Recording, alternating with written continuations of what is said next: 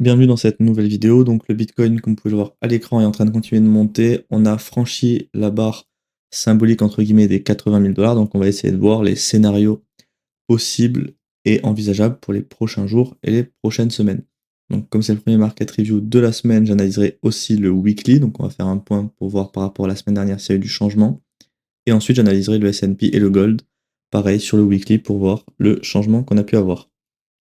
Donc sur Bitcoin, ce qu'on peut voir, c'est que rien n'a changé en fait, on est toujours dans le swing pullback de cette structure vers en fait notre POI weekly ici qui est imbriqué dans notre POI mensuel. Donc pour moi le scénario il n'a absolument pas changé, on est toujours sur un scénario qui target ce POI avec pour zone finale le lot de la structure ici parce que je le rappelle dans une structure baissière on s'attend à ce que le lot soit cassé ici. Donc clairement le scénario il est toujours comme ceci. Pour le moment, en tout cas, il n'y a rien qui dit que cette jambe de baisse va se stopper. Donc on attend un retour dans cette zone-là. Certaines personnes que vous pouvez voir sur les réseaux vous parlent que le marché est de retour en tendance haussière ou autre. Actuellement, je vous montre factuellement qu'il n'y a aucun élément haussier. C'est-à-dire que, en général, le minimum qu'il nous faut pour repartir en tendance haussière, c'est un choc haussier. Et encore ici, le choc est confondu avec le strong high de notre structure aux 98 000 $. Donc clairement, tant qu'on ne vient pas chercher les 98 000, en weekly, le prix reste baissier et en mensuel, c'est le même point ici que vous pouvez voir. Maintenant, sur le daily, là par contre, on a eu un petit peu de changement. Enfin, le graphique est toujours le même, mais on peut avoir du changement en fait suite à la première mitigation de ce POI daily. Suite à notre jambe de baisse qu'on avait créé donc fin janvier, début février, on a laissé des POI ici qui sont évidemment valides parce que tout ce qu'on a fait ici, c'est du complexe pullback. C'est-à-dire que toute cette jambe de hausse est compris entre le low et le high de cette jambe de baisse. Donc en fait, ça c'est une zone qui est pas du tout intéressante à trader, qui est souvent peu respectée comme ce que je vous parlais donc pendant les derniers mois avec des POI qui s'étaient pas respectés ici ou à d'autres endroits comme là par exemple. C'est pour ça que le complexe pullback, il faut toujours être vigilant parce que c'est pas les zones avec le plus de probabilité de réussite. Par contre, là, on a eu un POI qui est directement dans la jambe de baisse initiale, donc clairement, ça c'est une zone haute probabilité pour un rejet, donc le scénario il est toujours valide, on s'attendait à un retour dans cette zone pour ensuite targeter pareil le point bas ici. Par contre, point de vigilance, comme je disais aussi la semaine dernière, c'est-à-dire que certes on peut faire un rebond dans cette zone, mais il ne faut pas oublier qu'au-dessus on a le PY Extreme Daily et le PY Weekly qui est imbriqué dans le PY mensuel. D'ailleurs, je vais faire apparaître le PY mensuel sur le daily pour pas qu'on passe à côté parce que c'est quand même quelque chose d'important. Donc voilà, comme ceci. Donc maintenant, ce qu'on voit, c'est que là, on a vraiment notre zone de triple confluence daily, weekly, mensuel pour faire donc chercher des shorts tant qu'on ne casse pas aussi cette zone. Sur le daily, c'est le point de choc futur à 90 000 $. Maintenant, je rappelle aussi que souvent les PY qui sont comme ceci avant des zones d'intérêt plus hautes, on va avoir une réaction et en fait on sert juste après d'inducement pour faciliter la mitigation donc, de nos zones en haut. Donc en fait on peut très bien faire une réaction mais qui occasionnerait un nouveau run par la suite. En tout cas cette zone est totalement valide donc si vous avez un setup d'entrée qui respecte votre plan, vous pouvez évidemment shorter au sein de cette zone en daily. Sur le H4 maintenant, là c'est là que vient le plus grand changement. Donc, sur le H4, on avait une structure baissière ici. On avait eu sub du stronglow 2 fois qui a amené à une jambe de baisse. Mais finalement, on a simplement fait une petite jambe de baisse dans la structure interne pour après repartir à la hausse et retourner la structure à la hausse. Par contre, la structure, je ne vais pas tracer une structure gigantesque ici. Je vais essayer de tricher un peu en prenant une structure interne qu'on pourrait retrouver donc, dans le price action en zoomant un petit peu. Donc là, clairement, on va essayer peut-être de voir une structure comme ceci. Et du coup, ça nous ferait un BOS comme ça. Voilà. Donc sur Bitcoin, on va avoir une structure H4 qui va être comme ceci. C'est pas confondu avec la structure interne parce qu'ici, on avait eu un BOS interne sur le high ici, étant donné qu'on avait eu juste une mèche et que pour les structures internes, on prend en compte les mèches. Mais comme là, on est sur de la structure swing, on ne prendra pas en compte les mèches. Les structures internes, on va les enlever parce que ça ne nous intéresse pas. Il n'y en a pas vraiment en fait de clair hein, ici dans le price action. Donc voilà notre structure H4. On a eu ici, suite à la création du FVG, la création d'un nouveau POI en H4 comme ceci. Donc là, clairement, on peut chercher des longues dans cette zone pour target au minimum le high ici. Il ne faudra pas être trop gourmand parce que je le rappelle que le H4 lui est haussier maintenant.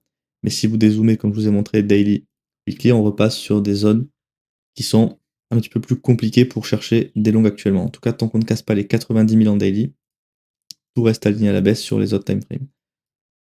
Donc voici le scénario à exploiter pour l'instant. Je vous ferai des mises à jour sur le Discord en temps réel si on a eu des changements, si on a un choc baissier ou pas, ou qu'on fait un nouveau high. Je vous ferai des mises à jour sur le Discord, donc n'hésitez pas à rejoindre avec le lien en description pour plus d'analyse. Notamment, j'analyse aussi Ethereum au fil de la semaine sur le Discord pour pas tout mettre non plus sur YouTube et faire des vidéos trop longues. Donc pour Bitcoin, c'est tout pour cette analyse.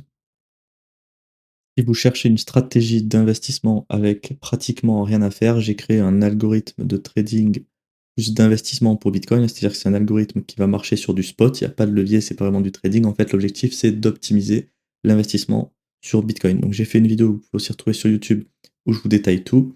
Et là, vous avez évidemment sur le site internet tous les détails en fait de la stratégie avec toutes les précédentes positions qui ont été faites sur les 3 dernières années. Vous avez ici la courbe de la stratégie par rapport à celle de Bitcoin et au jour d'aujourd'hui, on est à 166% de surperformance. Vous pouvez également mettre un montant pour simuler les profits depuis le début. Vous pouvez retrouver toutes les stats qu'on va avoir ici. Et ça, l'objectif, c'est vraiment d'avoir une stratégie qui optimise notre investissement et notre position sur Bitcoin pour être exposé en fait quand le marché monte et idéalement être en stablecoin quand le marché baisse, comme vous pouvez le voir ici. Le marché a chuté fortement et la stratégie qui est ici l'algo de trading, il n'a pas du tout bougé. En fait, on a latéralisé parce qu'on n'était pas exposé pendant près de 2 mois, de fin janvier à début avril. Tout ça, ça marche avec Cornix. Donc en fait, c'est ultra simple, c'est-à-dire qu'une fois que vous arrivez sur le lien qu'on va vous envoyer par mail, vous aurez simplement à connecter votre exchange de manière 100% sécurisée et après d'automatiser en fait le processus en 2 ou 3 clics. De toute façon, vous avez tout qui est indiqué avec une vidéo. Donc c'est vraiment très simple d'utilisation et adapté à tout le monde. Vous pouvez également retrouver les tarifs en bas avec évidemment des tarifs qui sont plus axés sur le long terme parce qu'on parle d'algorithme spot. Donc si le marché baisse, il y aura du mal à faire de la performance parce qu'on ne va pas shorter, on fait simplement des achats. Donc c'est pour ça que le long terme aura beaucoup plus d'intérêt sur une stratégie comme ça. Et au final, vous voyez qu'il faut vraiment pas mettre beaucoup si Bitcoin performe pour rembourser le prix de l'abonnement sur le long terme. Parce qu'on a vraiment d'abonnements qui sont sur 1 an ou 2 ans idéalement. Donc c'est des prix qui sont relativement compétitifs par rapport au reste du marché. Surtout que là, on peut afficher quand même sur les 3 4 dernières années près de 166% de surperformance. Déjà, avoir la performance de Bitcoin sur son portefeuille, c'est déjà une très belle performance. Donc si on peut faire mieux, c'est encore mieux dans notre investissement. Pour ce qui est maintenant de l'analyse du S&P, bon là vous voyez qu'il n'y a eu aucun changement, c'est-à-dire que la semaine dernière on a eu une bougie qui a fait encore un nouveau high. Donc clairement, les deux scénarios sont toujours valides ici en weekly. Donc on attend des longues dans cette zone et dans cette zone. On attend de voir ce que cette semaine va faire. Si on fait une inside bar cette semaine et que la semaine d'après on refait un high, le point de choc qui est actuellement ici, il remontera à ce niveau-là, donc les POI seront plus valides, mais de toute façon je vous ferai des mises à jour en temps voulu quand on aura du changement. Là pour l'instant il n'y a eu rien de nouveau par rapport à la semaine dernière. Sur le daily, donc la structure s'est étendue à la hausse. Toujours dans notre structure haussière, le point de choc futur est ici. Donc on a un POI qui a été créé ici suite à la création du FVG d'hier. Donc à partir de là, on a une nouvelle zone pour chercher des longues comme ceci. On target évidemment le high de la structure, on va pas être trop gourmand parce que jambe de hausse ultra étendue. Je rappelle aussi que après un BOS, ici on s'attend à un pullback.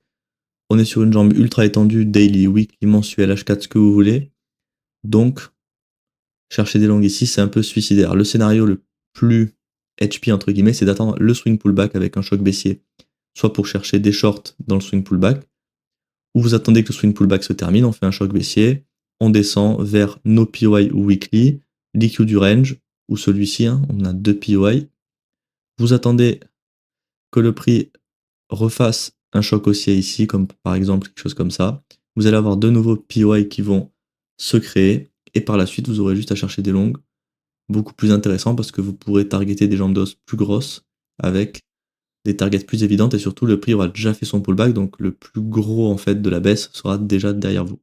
Tandis que là, on sait forcément qu'un jour ou l'autre, on va avoir une correction. On ne sait pas quand, s'il faut, on peut monter aux 8000 points ou autre et après corriger. Mais on sait qu'à un moment ou à un autre, on aura une correction. Parce que dans toute structure, il nous faut un pullback. Par contre, le PY, il est évidemment valide. Donc, si vous avez donc un plan dans ce PY, vous pouvez l'appliquer si ça respecte vos règles.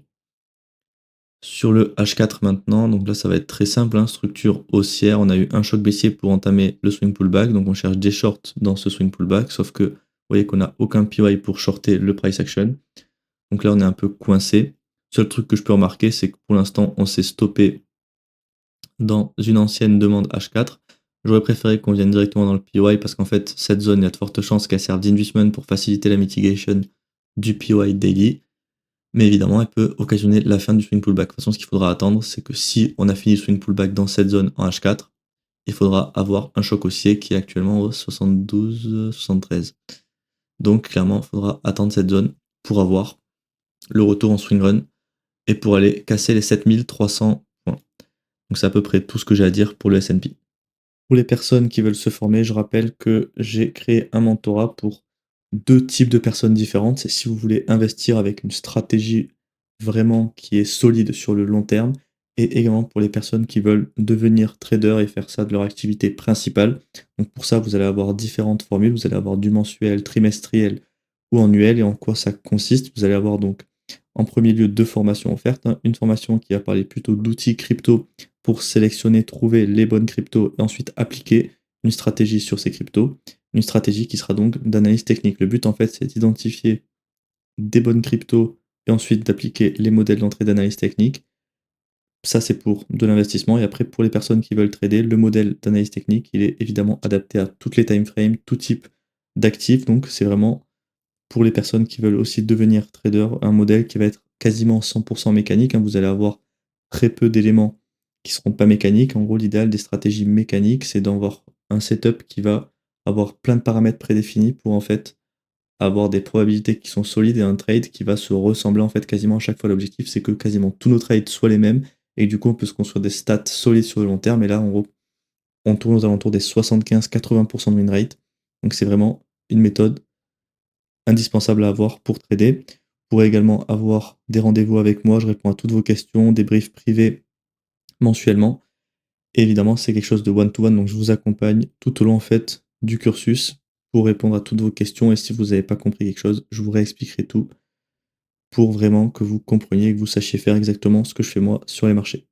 Pour finir la vidéo, donc l'analyse du gold. Donc actuellement sur le gold, on est toujours en fait au même endroit, on attend des shorts dans cette zone ici, notre PY weekly. Si cette semaine on fait un nouveau FVG, on aura la création d'un nouveau PY ici pour chercher des shorts comme ceci. Donc pour l'instant, il n'y a pas eu de changement. De toute façon, le gold, depuis maintenant le 23 mars, on n'a eu aucun changement. Donc on a fait presque 2 mois dans le vide, avec le prix qui est juste à corriger au sein du FVG ici.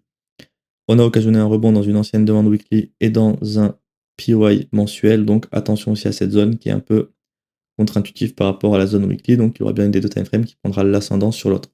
Même si on peut très bien faire quelque chose comme ça et après rebondir. Avoir donc les deux scénarios qui se réalisent. Donc c'est tout pour le weekly, il n'y a pas eu vraiment de changement de toute façon.